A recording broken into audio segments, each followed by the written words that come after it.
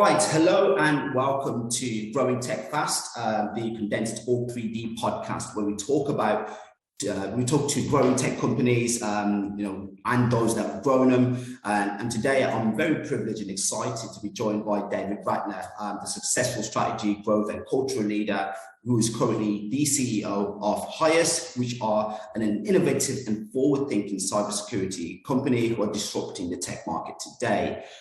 David, it's a real pleasure to have you in the podcast today. How are you doing? I'm great, Lionel. Thank you for having me. And how are you doing? I'm very well, thank you, very well. Even more excited to be, to have this conversation with you today. You've somebody of real interest, and HYAS as a company, it's a really interesting organization that's done some miraculous things already on the market. So I've been very interested to find out a little bit more about that. But for the benefit of our listeners today, David, perhaps we should kick off.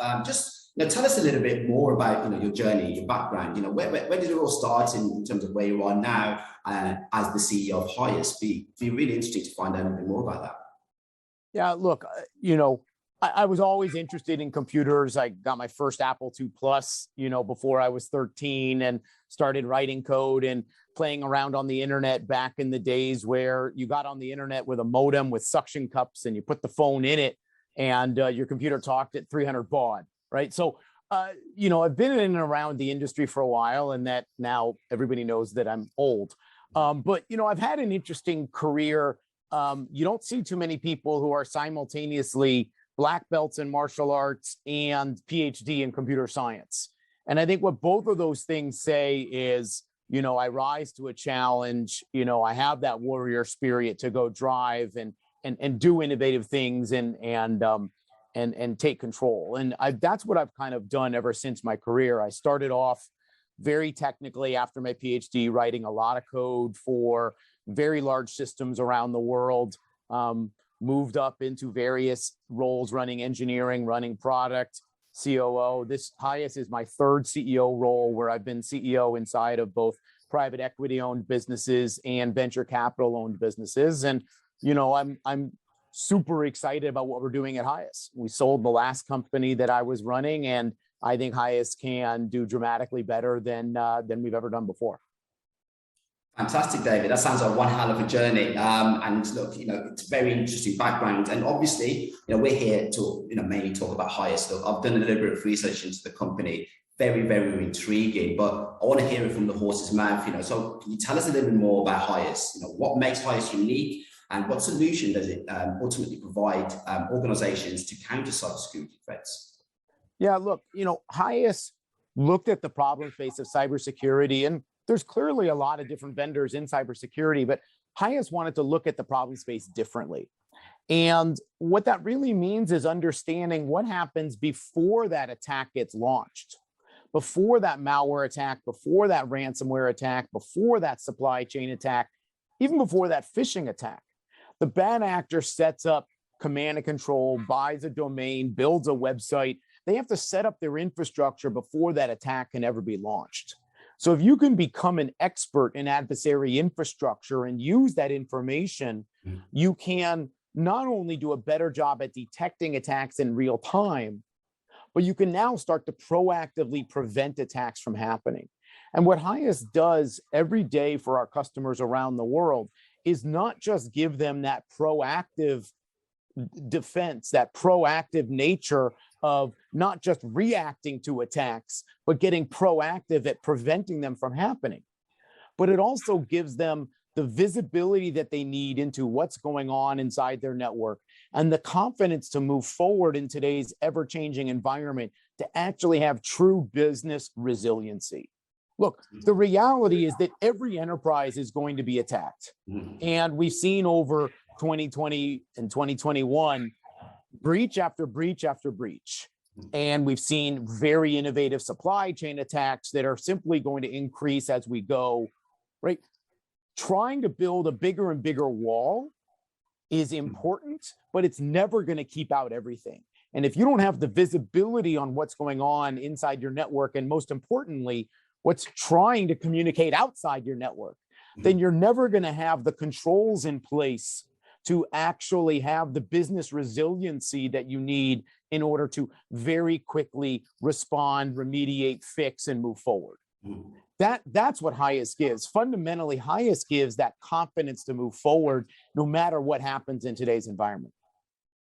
Fantastic. And are there any sort of unique sort of technologies that you guys use at HYAS that really help you, step aside from any other competition in the market within the cyber threat industry?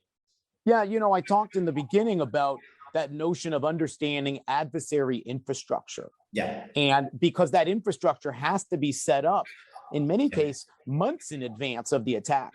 Yeah. And HYAS has unique data sets and unique relationships that mean that HYAS has a data lake that is unique across the industry. Mm-hmm.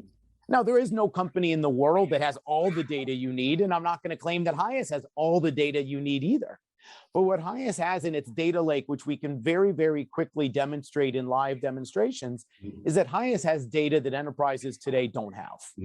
And that data allows us to do things that other companies can't do. Yeah. It's one of the reasons that literally 3 of the Fortune 5 companies utilize HYAS.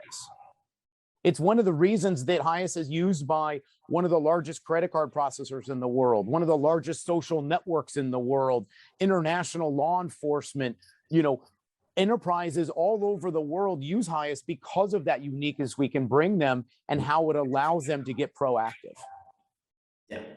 That's awesome. And, that's the level of success that HYAS has already had in the market, working with some huge organizations and, experiencing tremendous growth. But I'm really interested in, when you mentioned about some of the Fortune 500 companies you guys are already working with.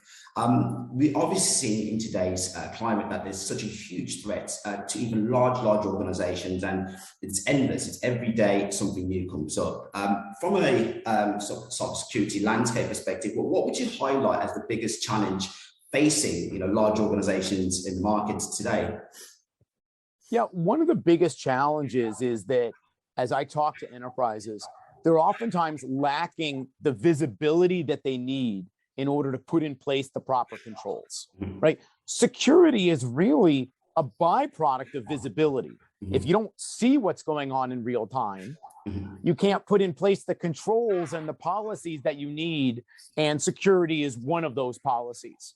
And so HYAS has a unique aspect that HYAS Protect and HYAS Confront shield, if you will, that goes around either a corporate network or a production network to see all the traffic in real time. Who are you talking to? Why are you talking to them? Should you be talking to them?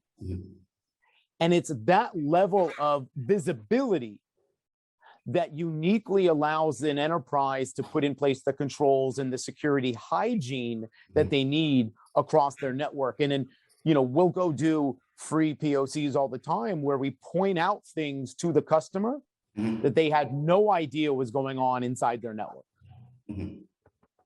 Fantastic, awesome. And just to obviously further expand on that, a lot of companies that we've worked with in the past, certainly it's a big issue with cybersecurity, and from a technical standpoint, or even from a behavioral standpoint, is there any advice that you'd give large enterprise organizations, or maybe even small to medium businesses we are seeing that rise in their threat levels as well? And today, what's one piece of advice you give to organizations, even from a technical or from a behavioral standpoint, to really counter internally this rising threat?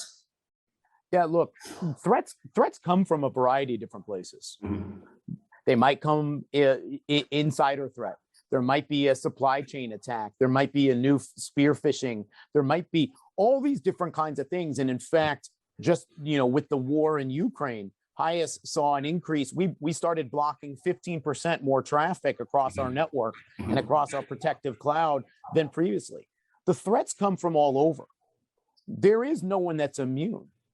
But what's unique is you need to understand that all these different threats, once they get into your network, they need to communicate out. And if you're looking at what's communicating out, why am I communicating out with them? Should I be communicating out with them? Is this a change from yesterday? Is this a change from last week? Am I communicating more often than I used to? Am I communicating less often than I used to? All these different kinds of automatic ways where HYAS can surface in real time the anomalies that you need to understand give you context around why this is or isn't an anomaly, and help understand what should you do about this in real time. That's the visibility that everybody is lacking today. That's the visibility that everybody needs today in order to put in place the right kind of controls and hygiene and business resiliency against every kind of new attack that's coming on the market. Yes, absolutely. I think I'm totally on board with that. And, that's really, really great advice. I just wanted to circle back to talk about HYAS, because there's a lot to ask. There are a lot of interesting things at the company. But I guess for me, really, for personally in my position as a talent expert on the market, I'm really intrigued about the culture that you guys are building at HYAS. You mentioned a team of 40 people currently, but your company already are experiencing exponential growth. How do you do that? What do you test the culture to achieve such brilliant results so soon with such a small team? Yeah, it's interesting. Culture is incredibly important to me and incredibly important to HYAS. And like I said, HYAS is my third CEO role. And I've been, to a number of conferences where, it's been drilled into me that culture is the number one thing that you need to work on in order to ensure company success. We hired almost half of our company in 21. And so we are, growing very rapidly. But one of the things that we did in 2021 is we took a step back and we said, what do we really want our culture to be? And it's not just how do we want to communicate to the market? What's our brand message? What's our external face? But how does that ripple internally as well? How do we carry that characteristic internal to HYAS? How do we let that color not just how we communicate to the market, but how we communicate internally, how we make decisions, how we act internally, how we drive everything full forward at the speed of business. And so we really spent a lot of time focused on making sure that we had one unifying message, one unifying culture that colored how we communicate, how we make decisions, how we grow as a company, and how we message what we're doing externally as well. And it's been a strong focus of HYAS, which quite honestly has not been easy during COVID and lack of travel and everybody working virtual, but we've really focused very heavily on making sure that gets deeply ingrained in every single employee. We do a full week of new hire training, and I get the employees on day one, and I actually spend a lot of time going through, this is our culture, this is how we make decisions, this is how we expect you to act, this is how we expect you to behave.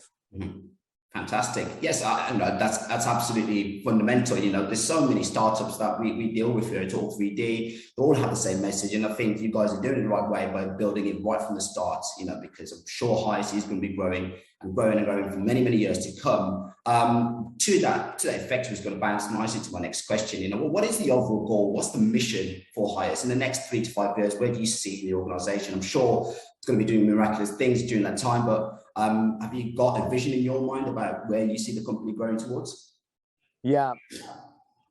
HYAS is on the planet to change the game, to fundamentally change the game of cybersecurity. We're currently doing that one customer at a time. And, literally, in December of last year, when the Log4j exploit hit, I had 2 different companies contact me and say, oh my God, we need to put this in place today. Can we put this in market today, right now? HYAS is on the planet to change the game. And we're driving new approaches to looking at cybersecurity.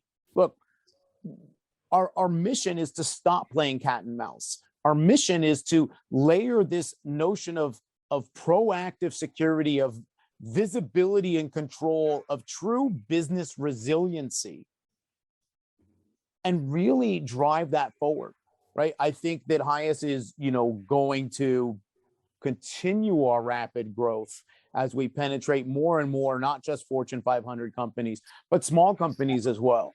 And moving up and down the stack, we even now work with, a variety of organizations, both within Five Eyes and with outside of Five Eyes, in various government agencies. And, I'll sum it up there. HYAS is on the planet to change the game. And what you're going to see over the next 3 to 5 years is that continual game-changing notion of visibility leading to controls, improved hygiene, and actual business resiliency, really driving that to market. Fantastic.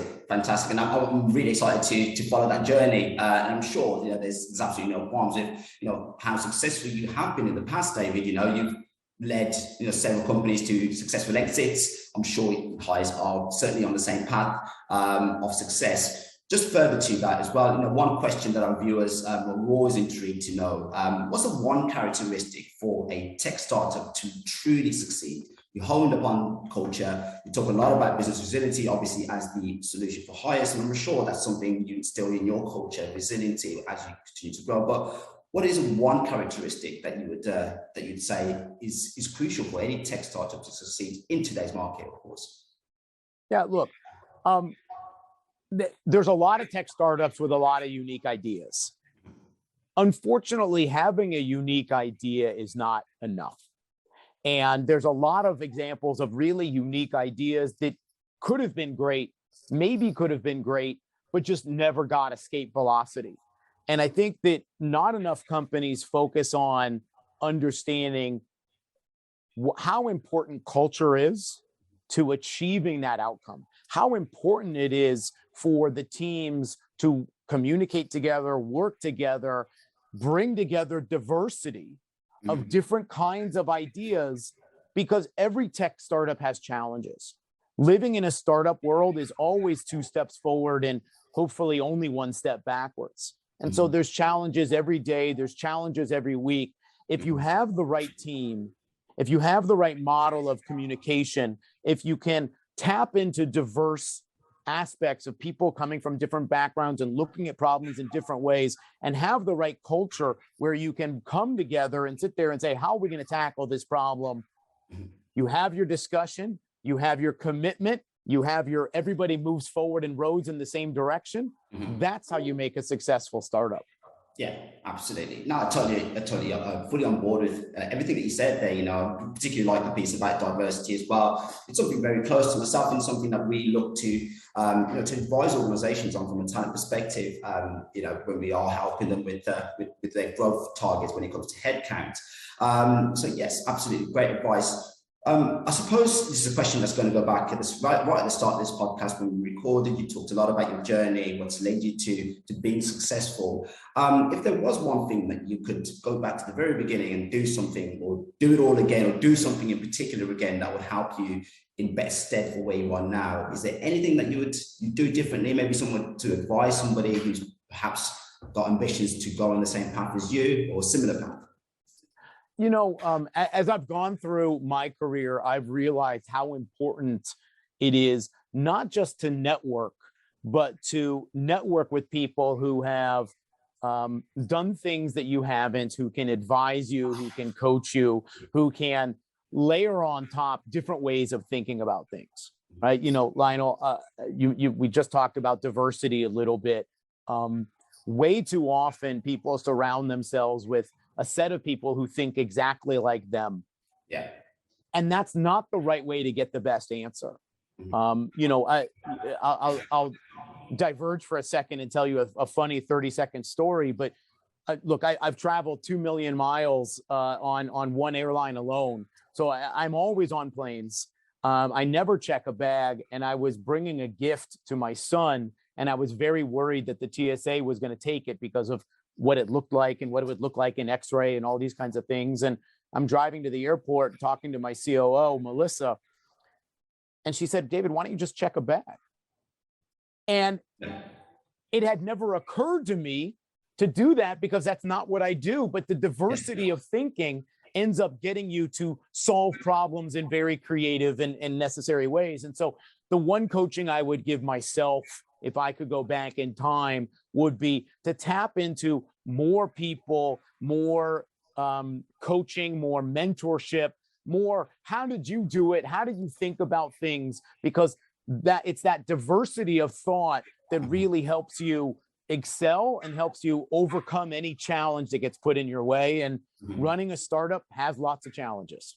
Absolutely, absolutely. Well, that's brilliant advice, and I really, really do appreciate that personally. You know, there are certainly things that I'll be taking away, but I'm sure that's been very, very beneficial for our diverse viewers. And look, David, thank you very, very much for your time. It's been a true pleasure having you on our podcast series. And for the benefit of our listeners back home, keep tuning in. We have regular episodes, speaking to fantastic minds in the cybersecurity and tech market. So tune in next time for another episode of Org3D Growing Tech Fast.